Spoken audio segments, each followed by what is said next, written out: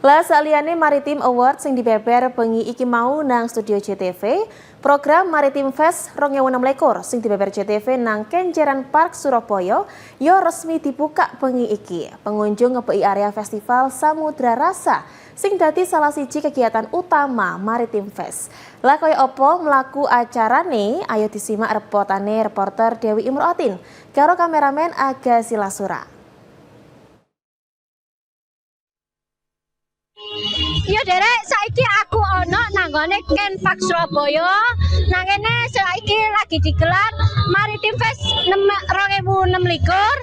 Iki antusias warga Surabaya dan sekitarnya sing teko nang kene luar biasa derek, memadati acara Samudra Rasa sing dadi salah satu rangkaian utama pagelaran Maritim Fest tahun iki.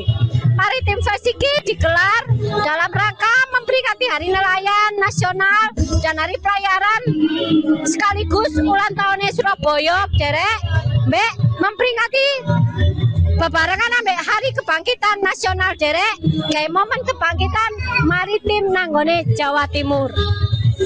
Ono tolong agenda utama derek, kegiatan iki mulai teko festival kuliner olahan laut, Es Java Maritim Awards, ambek Surabaya Beach Fun Run. Festival kuliner dadi daya tarik utama gawe warga sing teko derek. Festival kuliner iki digelar selama 5 dino derek, dibuka mulai jam 1 awan sampai jam 9 bengi. Masyarakat sing teko iso menikmati beragam olahan seafood ambek konsep berbeda, ya ini konsep nanggone pinggir pantai Kenjeran.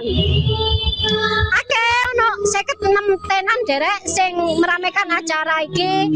24 menyajikan aneka olahan laut mulai teko tuna, kepiting, kerang, cumi, udang sampai berbagai hidangan seafood khas Nusantara.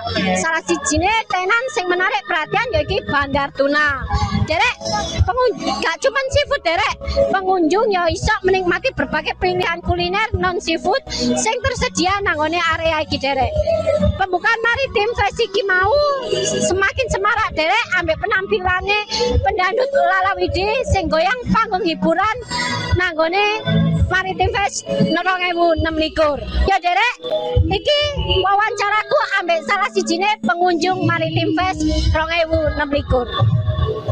Nah, menurutku acara ini apik karena memang acara ini mendorong sektor perekonomian di ekosistem perikanan, kelautan untuk bisa berkembang.